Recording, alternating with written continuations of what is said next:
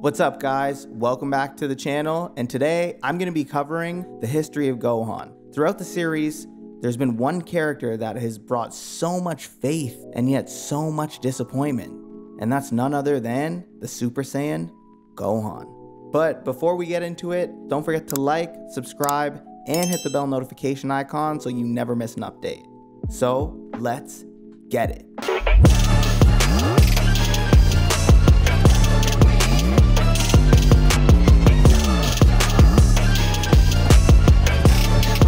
Born to Goku, Gohan was always a gentle but talented child.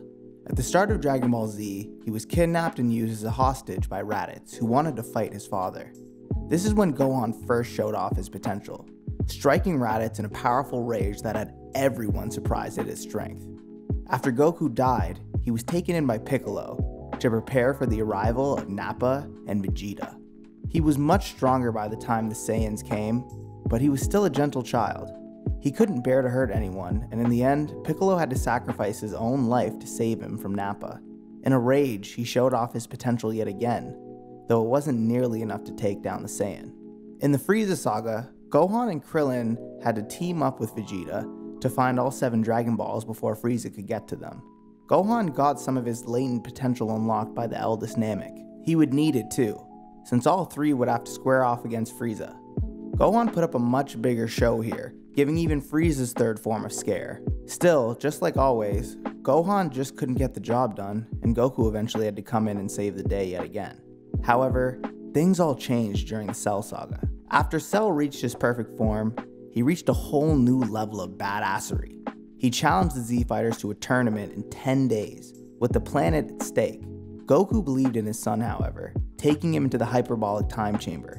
It is in this chamber that Gohan first became a Super Saiyan. When the two emerged, Gohan believed his father was the strongest heading into the tournament, not knowing how much power he really had inside of him. Goku's fight against Cell was thrilling, but in the end, Goku proved no match for him. Goku ended up forfeiting, and all hope seemed lost. That's when Goku said there was someone who really could beat Cell, and he gave the ring over to his son. Cell spent the entire fight trying to rile up Gohan, wanting to see his special power, his potential that his father kept talking about. Well, eventually, he got his wish after killing Android 16.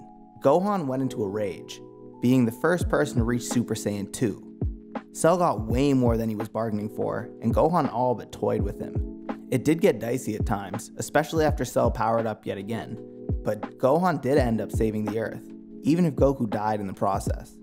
Now, post-time skip, getting into the Majin Buu and Babidi era, instead of continuing to cultivate his Super Saiyan abilities, Gohan spent his time fighting as a superhero under the name of the Great Saiyaman. It was during this that he met his soon-to-be wife Videl. When the World Martial Arts Tournament started to roll around again, the threat of Buu emerged, and Gohan was now much weaker than he had been as a teenager, and he was a little useless in the fight against Dabura. Gohan had to go to the world of the Kais, where his full potential was finally unlocked by the Elder Kai. Gohan came back as Mystic Gohan, squaring off against Super Buu. Using Gohan's inexperience against him, Super Buu managed to absorb him, even if he was outmatched in terms of strength.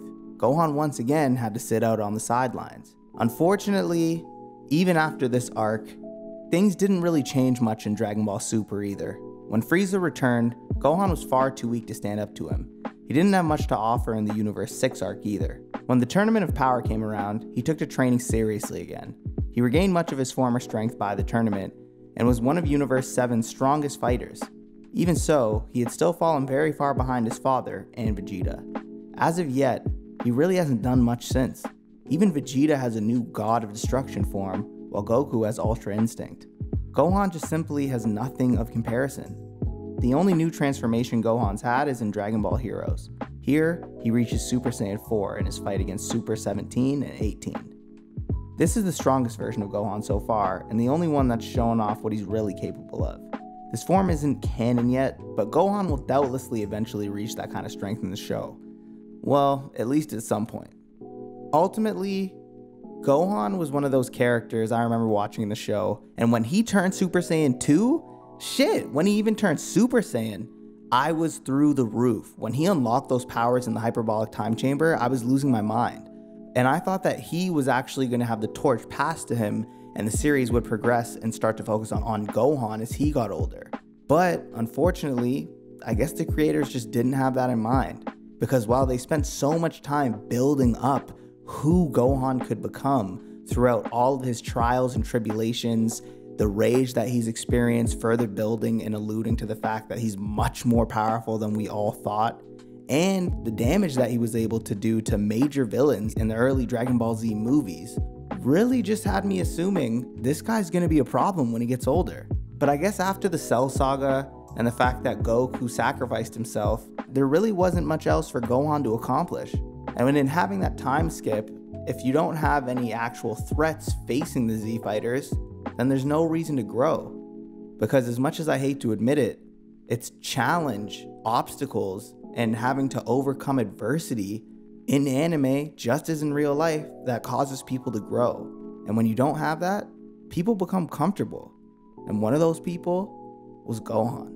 I guess even though he has had some upper moments in Dragon Ball Super and in Dragon Ball Heroes, it'd be nice if he actually had that fully fleshed out story. It didn't have to rely so much on external factors such as going to the Kais to grant his power back. I think Gohan just saw one too many MCU movies and thought, yo, the superhero thing's paying off. But unfortunately, not in Dragon Ball Z. But who knows? What do you think's gonna happen to Gohan? And do you ever think he'll surpass his father or even Vegeta again? Well, let me know in the comment down below. Thanks for watching, and don't forget to like, subscribe, and hit the bell notification icon so you never miss a new video. Until next time, peace.